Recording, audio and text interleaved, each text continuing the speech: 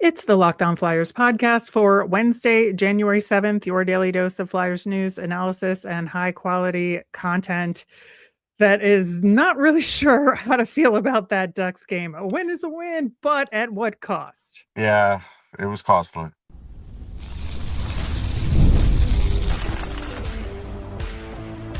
Your Locked On Flyers, your daily podcast on the Philadelphia Flyers. Part of the Locked On Podcast Network. Your team every day. Hey there, and welcome to Locked On Flyers, part of the Locked On Podcast Network, now the number one sports podcast network. I am Rachel Donner. I've been podcasting about the Flyers, the NHL, and hockey for a decade, and I'm here with prospect expert and Flyers credentialed reporter for 20 years, Russ Cohen. Today's episode is brought to you by FanDuel. The wild card round is here, and FanDuel is officially in playoff mode. So visit FanDuel, an official sportsbook partner of the NFL, and grab your profit boost pack every NFL playoff game day. To keep up with our latest episodes and Flyers news, you can find us at Locked On Flyers on Instagram, Threads, Blue Sky, and Twitter. And we are going to get to that Christian Dvorak contract extension news. We're going to get to your mailbag questions, plus some Olympic roster news as well later in the show. But of course, man, this 5-2 win against the Ducks got real ugly, and I am absolutely putting the lion's share of the blame on the Anaheim Ducks on this one. 3 dirty hits in this game, taking Drysdale out, taking Bobby Brink out, almost taking Denver Barkey out, and then that Gudas hit on Cates was not great either. I am as incensed as JJ and Bush were in the broadcast booth, I gotta say. Yeah, I mean, again, when you have Joel Quenneville as a coach and you put Ross Johnston in, and I don't think Hathaway helped himself either. Like he definitely threw a little gas on the fire in the third period. But like this was a combustible game. You have the crowd, doing the FU thing. Like this, it was predictable. Like I don't think we could have predicted anything less. So yeah, they won the game. Somehow the Ducks were still in the game for a while, like deep into the third, which is crazy in and of itself. They probably played half the game on the penalty kill. Like they literally did. It was nuts.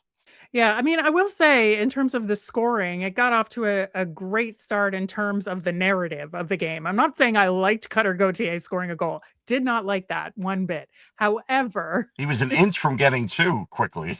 yeah, yeah, but I do love Trevor Zegras getting the 2 Yeah. back. That was very good. Very happy for him on that front. So, like, the scoring part of it started out really fun, just from a Yeah. crowd Oh, absolutely. Yeah. and atmosphere kind of thing, and for those individual guys. But man, like, I just think the ugliness took over that game, and I hope there's a way to kind of move on from this. Maybe next season. I'm still okay with it for the other game in Anaheim, but I think that I just don't want guys getting hurt as a result, and that's what worries me here. Yeah, I get it. I mean, that's Anaheim has a lot less to lose. They're not going to be a playoff team. I mean, I told you they weren't a great team, and we could see that. I think they've lost 11 of 13, maybe 7 in a row. I peeked my head in their locker room. It's a solemn place in there. Like it's just not great. So yeah, this was a game where they obviously got frustrated, and so that happened. The Flyers, on the negative side, that power play not doing well kept Anaheim in the game. Artificially, it kept them in it. Yeah, that's the one, like, negative in terms of the Flyers' actual gameplay that I would Yeah. say, from this one. I mean, it was really tough for them, obviously, losing Drysdale and, game management in terms Hmm. of the defensive side of things. And, that was rough, and being down 2 skaters made it certainly rough on them, especially Brink, who's been on the power play, and that added some responsibilities to other skaters. But yeah, I would say obviously the power play for the Flyers being 1 for 8 including having some 5-on-3 time. Was not an ideal result there, with the win, with all the circumstances. I'm not going to be too hard on them on this point for this one game. I think, if there's another game like this without all the accoutrement of the nastiness of the game, then I'd be a little bit more upset about it in the grand scheme.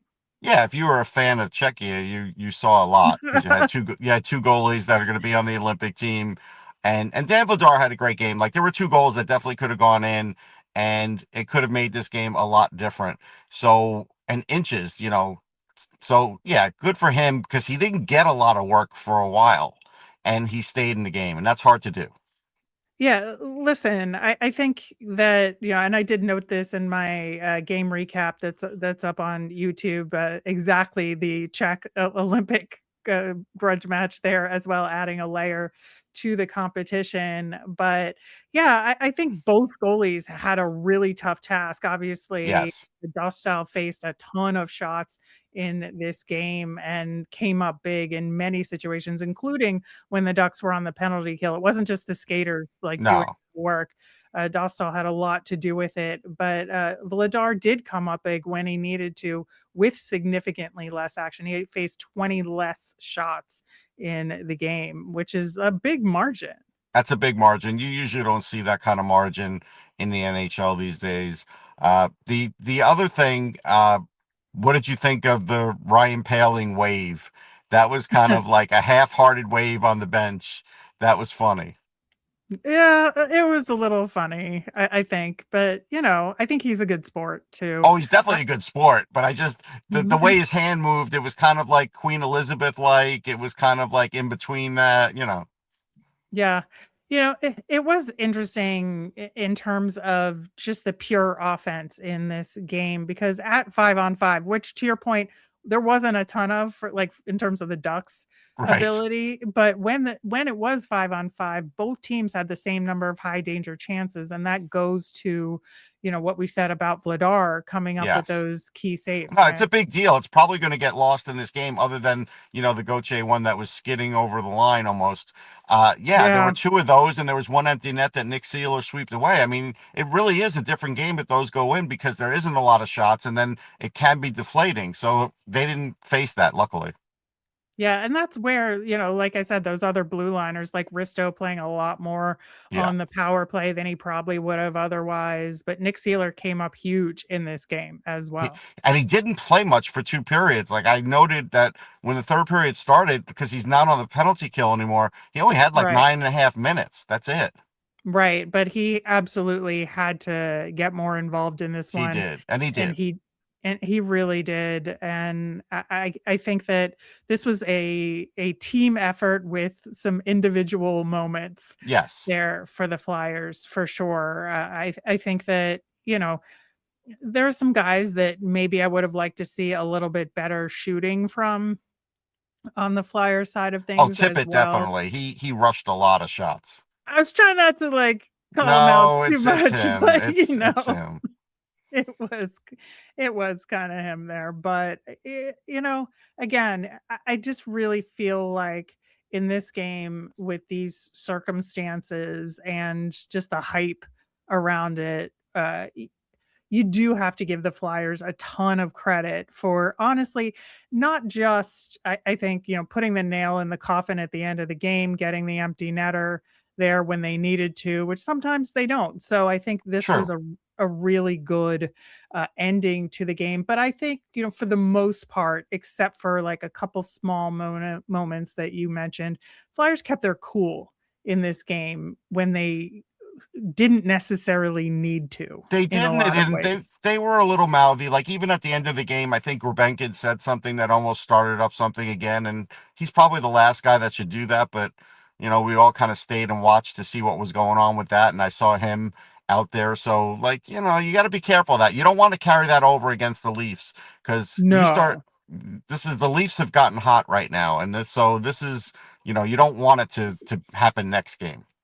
Yeah, I think that is gonna be extremely important to kind of move on and, we'll Yeah, see what the personnel situation is then, right. You might in see a terms of call up. You never know. it, which is again against the Or Nick Leafs. Delorier checks in. Who knows?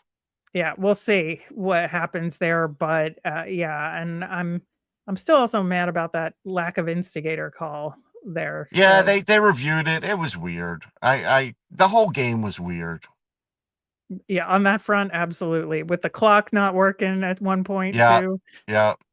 There is a lot of oddities going on there. The Zamboni came out after the anthem, after players were on the ice. When do you ever see the Zamboni come out at that time? You never do. Oh, I did not see that. Wow. Oh yeah. I have a video up and I put it on Instagram. The Zamboni came out after the anthem, before the game started. It delayed the start of the game, and we don't really know why, but they went up and down the ice in the middle a couple of times, so it was weird.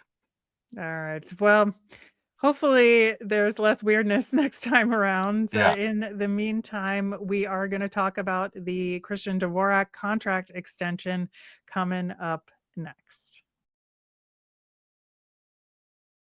Fridays already feel different during basketball season, and FanDuel's making them even better. Every Friday night before the game tips off, FanDuel gives fans a new way to kick off the weekend with NBA Happy Hour. NBA Happy Hour is your official pregame, a limited-time window where special offers drop right inside the FanDuel app before the action starts. Opening the FanDuel app during Happy Hour always brings something new: boosts, bonuses, and surprises. It's easy to check the weekly special before tip-off and make a move before the window closes. The timing is perfect right before the games, right before the weekend starts, adding extra energy to Friday night. So before tip-off, check the FanDuel app and see what's dropping during NBA Happy Hour every Friday from 6 to 7:30 p.m. Eastern. A little basketball, a little action, and a whole lot of Friday energy. That's NBA Happy Hour only on FanDuel, the official sportsbook partner of the NBA. Thanks for making Locked On Flyers your first listen of the day, and thanks for making Locked On the #1 sports podcast network. You already live your team every day. Now take it up a level and go ad-free. You can join our Everydayer Club today and get Locked On Flyers with no ad interruptions, members-only Discord access, and more, all for just $5 a month or $50 a year. Go to lockedonflyers.supercast.com or check the link in the show notes to learn more. On tomorrow's show, we are going to do a deep dive into the World Junior conclusion with Sweden winning. Sweden won, did they? They did. They absolutely did. We're going to talk about the continued drama around Team Canada and their sportsmanship or lack thereof. We're going to talk about all the Flyers prospects that stood out, particularly Jack Berglund and Heikki Ruohonen. Plus, we'll get into Porter Martone and Jet Luchenko as well. And Max Westergaard, of course, on Finland in addition to that. But we have to talk about this Christian Dvorak contract extension. 5 years, $5.15 million to the cap. And, you know, it is a very typical kind of NHL contract that gets thrown out there for a guy like him, right? Because he is overproducing on a team that does not have anybody else that can do his type of role, right? Mm-hmm. But in the way that it's typical is that you kind of give somebody a lot of extra term. He's going to be 35 at the end of the contract. But what's your initial reaction to when you heard the term and the amount? So the initial reaction was like the player won the deal, because the player basically went to the team like, hey, listen, I signed a 1-year deal over the summer. Probably he was asking for 2 or 3. They didn't want to do that. So they took the risk that he would have a good season. He had a good season, so now he had the leverage, and he definitely had the leverage. Yeah, absolutely. And I think the fact that he is fulfilling a role that the Flyers desperately needed, that, you know, is he an elite center? No. Is he doing extremely well and providing some stability up the middle for the Flyers and is a huge part of their success this season? Absolutely. It's taking the burden off the other centers. And it's allowing, honestly, them to float Trevor Zegras out to wing, like where he kind of belongs anyway, because Dvorak is there to play center and take the faceoffs. Right. So here's what ended up costing the Flyers. Like, they got a good player. They have him for too long, and the terms of the contract aren't great as far as having to deal him in the future. But we'll get to that. The part of it that you look at is, okay, he does buy some time for young players, but usually if you get a contract for a guy who's buying time for young players, it's usually 2 or 3 years, not 5. He is playing with Zegras, so he's getting career year numbers by playing with Zegras. Who knows if they'll play together, the whole year, all of next year, and the whole contract. You don't know. You also look at it and say, I know now some people are like, well, you see, he's always been a 2-seat, but he really hasn't, because in Montreal, he couldn't become a 2-seat. But it's working with Zegras. So they paid a premium for that. So clearly they're going to sign Zegras, because otherwise you wouldn't sign this deal and give him more than you expected to give him and all these other things. So you look at it that way, and it's like, sure, the guy wanted to be here. That's good. It's a little bit too much with the no move. And, the term is a little high and the cost is a little high. But everybody said it was high in the summer too. But then, and I remember it was like, well, Christian Dvorak, why'd you pay so much for him? Well, now you see why, because he can produce in a role. Yeah, and that's the thing, is that in these circumstances, a team is always going to give more term than they want to. And I agree. I think it's a small overpay, but not enough that it bothers me in any way, shape, or form. The term does bother me, but that's kind of the price you pay in these circumstances in the NHL. I don't think any other GM was going to negotiate a shorter term, maybe 4 years, but I think given these circumstances, this was the kind of deal. Gotten 4 on the open market. I think that's a fair question to ask. And I asked it on Twitter last night. Was there any team that was willing to do 5 in free agency? And the answer is no. There's no way. No, but where he is now in these circumstances, like, this was the deal he was going to get. And sometimes you sign these contracts. And I think in these circumstances, given the way the cap is going to increase, I'm just not worried about it. We may end up worrying about it in like the second to last year and the last year, especially to your point about the no move clause that's in the contract. The it's first always 2 like 10 teams and, Right. So the first 2 years, there's just a straight up no trade clause, right? Which is fine. After that, there's a modified for 2 years and then none in the last year of the deal. So I don't know what he's going to be like at 35. It's tough to predict, but in some ways it's kind of easy to predict. Looking at some other players, like, there's going to be a downward trajectory. It's just, when is that going to be for him? And I just want to debunk one other misnomer, like, hey, don't worry, the cap keeps going up, this will be nothing. The problem is, when you have 3 or 4 or 5 of these kind of contracts, even when the cap goes up, it's not nothing anymore. Couturier is going to be one of these. You hope Dvorak isn't, but he might be. Konechny is probably going to be one of these. So that's 3 already. Who's the next one? Is it Tippett? Like, you know what I mean? Like, you don't know. And that's the part where all of a sudden it could add up to a cap problem. That's what I look at. But, for today, I get it. For the next 2 years, I get it. For beyond that, that's when it gets interesting, because that's when they're supposed to be at their best, and at least, really being like a playoff team every year. Then you'll see where the other guys are at. We always talked about how that was going to intersect with the prospects and players that are in their 30s. This contract, though, goes against everything Danny Briere had been doing the last few years, and I think it's important to point out. So clearly it has changed. The messaging is going to change now. You can't go back to that, hey, everybody's got to be 27 or under, because it's not.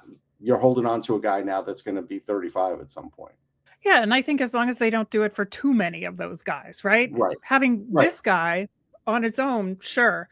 Let's look at it holistically. And, and obviously a lot of it is going to be affected by how Sean Couturier's career continues to go, right? That's going to be the huge factor here, because they've kind of now banked on Dvorak to be the older center to carry them through.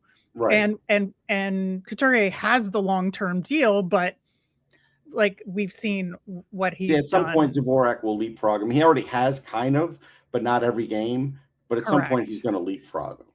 Yeah, so that's going to be, I think, the thing to watch, is looking at those two and where they are, and what other centers they get eventually to complement, and which is part of the Jet Luchenko story, right? And some of the other draft picks that they had in the Trevor Zegras story too. And you mentioned it quickly earlier, but this was the hope that he was going to be a center, and he's not going to be.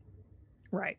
Right. But yeah, very interesting decision by the Flyers there. I generally like it, though. I do Yeah. generally like it. And apparently, Dvorak needed a witness, and Trevor Zegras got called like up at night, and he had to go over to Dvorak's apartment or house and sign the That's deal with cute. him. So That is that was fun. very cute. Yeah. I didn't realize they had like witnesses like you do at a wedding. Yeah, That's who funny. knew? Yeah. Yeah. Zegras stood up for his teammate. So there you go. He did. He did. I love that. Good work standing up for your liney.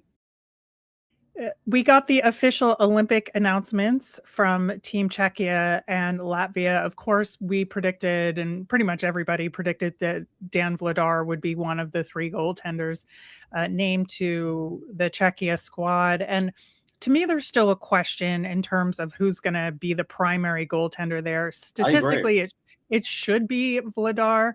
Vejmelka kind of has snuck in there in the conversation because you look at it, he's gotten the most starts this season of anybody of any Czech goaltenders in the NHL this year. But statistically, he is a little bit further behind. Vladar has the best numbers overall, but the fewest starts amongst the 3 with Dostal and Vladar there. So yeah, Vejmelka is more of a veteran starter in this league over the other 2. So I think he's probably going to get the favoritism at the beginning, and then you have to see what happens. But honestly, and I talked about this on Sirius today, if you're a Flyers fan, I mean, Vladar's already at the 24 game mark. He played 30 last year. The most he's played since 2015-16 is 41. Do you really want him starting every Olympic game? You really don't, because you really don't know what's going to happen, because there's going to be a lot more starts before the Olympics, and then it'll be a battle to see how many you could put him in after. Right. I just want him to get at least one start to say he played in the Olympics, right? Yes. No, I think he'll get more than one, but he'll get at least one, and I get that, and he's earned that. Yeah. And then, of course, Rodrigo Abols on Team Latvia. We already knew that because he was one of the initial 6 named to that squad. But I do appreciate it from the sense of when they were first talking about Team Latvia, Abols was an AHLer, right? And so now to have him be a true NHLer making the national team, I just think there's something extra special for him this season, being able to be kind of a permanent Flyers player. Yeah, this is a jump for him. And we talked about it on this show that we felt like he was worthy. He was worthy of being an everyday player, an everyday NHLer. He has proven that. So now he does have a little extra swagger going into the Olympics. I know people probably looked at it and said, oh, Latvia, they're not that good. So Abols made the team, big deal. He's still maybe not good enough for the Flyers, but I think Abols has earned the respect of everybody now. Yeah, I agree. And I think it's really cool for him. So congratulations to both of those guys. The Egor Zamula saga is over now. He is signed for now with Columbus for $1 million. He went down from 1.7 with the Flyers after getting you knew a that contract was going to term. happen. Yeah, of course. But one thing that I do appreciate, he posted a very nice, very lengthy thank you note to the Flyers organization and the fans on his Instagram. So it feels like there's like no hard feelings. It's they helped him. They helped him. They didn't have to move him, as we pointed out. Right. So it did work out for him in the end. Of course, he's in division because that's on a the way of the world. Team, but that's beside the point. Yeah, but he'll get playing time there. He'll 100% get playing time there. So, and good there's for other him. Russians there too, so that's good. Yeah. So we move on. But in the meantime, we've got some excellent mailbag questions from you guys. So we're gonna get to them coming up next.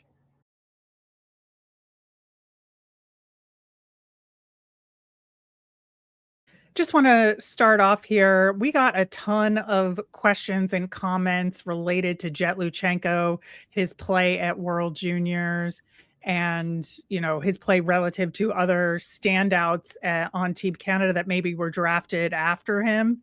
And valid questions all. And I'm sure there was a ton, right? And we understand that concern. Yeah. And and respected. So we wanted to give it more time than just, one question in our mailbag Right. segment. So we're going to talk about that at length on tomorrow's show. When we talk about the World Juniors wrap up, we're going to get to Right. Russ's first ranking list for the draft on that show as well for 2026. So excited to get to all that then. So don't worry, we are going to talk about Jet Luchenko there. As far as the other questions y'all had, there was a lot of comments about Sam Ersson's game in particular, and that some of the concerns about his particular technique. It wasn't just like, oh, we don't want him to play in a general term. People had some specific concerns that were really interesting. So MRK 8521 said maybe Dilly can teach Ersson how to use his glove for the second half of the season. Teams are throwing everything high glove side on him, getting a bunch of easy goals.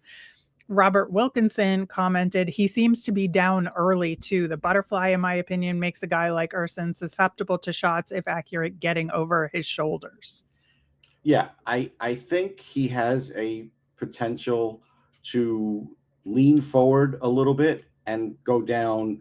Sometimes he bites at that. And so I do think that that's accurate, that people are pointing that out. That is definitely one of his things. Besides, when he was keeping the puck alive too much, I think he's calmed that down a little bit. But the other part's a real thing. And, the hardest thing to do is fix a goalie in season. It's very hard to do. You do it in increments. You can't do it all at once. You got to practice it. So that may take a little while. Right now, the way I view Sam Ersson is he is an NHL average backup. That's the way I look at it. I don't think he's above average as a backup. I don't think he's below average as a backup. But with the way this schedule is going to be, he's, before the Olympic break, he's going to be thrust into a little bit more action than a backup normally would. Yeah, I think so. And I think, the commonality between those two critiques is the high, right? Yeah. Pucks Yes. high in the net. And I think part of that too is his positioning in terms of being out, trying to take away that using coming out too far, and then he can't get back and get the glove into position in enough time. So I think if he just cheats a little bit closer to the net, he'll have the time to get in the right position to then get his glove up or get his shoulder up to take out that angle. And I think that would help. And I do think that one of the luxuries of the Olympic break and him not making Team Sweden is that maybe he'll have some time in season to work on that a little bit.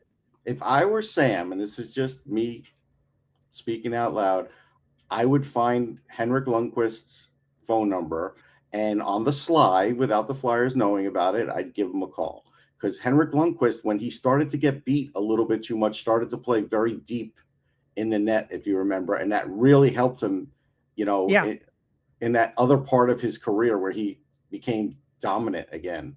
I have a feeling he could help Sam, and he probably would. Yeah, and that's what I'm saying. I think he just comes out too far that he doesn't have the reaction to get back. But this is a guy who did it, so it's like, yeah, I appreciate that. Thing. Yeah. Absolutely. On the 2026 draft, Kevin William commented, hope Danny and management pick best player available in the first round, then look for talent, size, and hockey IQ, and a player with dog after a bone mentality.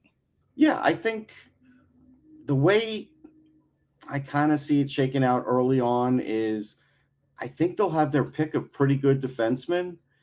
And so I have a feeling it'll be a defenseman. There are centers, but there's very few number one centers in this draft, even if they were picking high. So I feel like on defense, you're going to get a better selection. And so I think right now, and this could change, but right now my first feeling is go defense. Right. And that's what we had said. And so this is kind of a reaction to that in terms of getting best player available. And, I think they kind of did that this year with Porter Martone, right? Right. Where, because they talked for months and months and months about taking a center. Then they took a winger because they took best player available.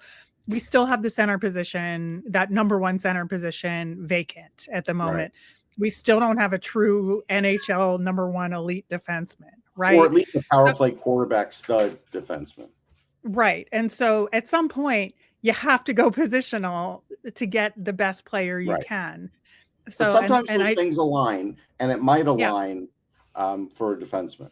It might. It yeah, might not be a we'll number see. one, but it might be a guy who's a number 2 or 3 that's really good on the power play. Like there's no Yeah, sometimes question. 2-2s like a Yeah, Sanheim you and could do that.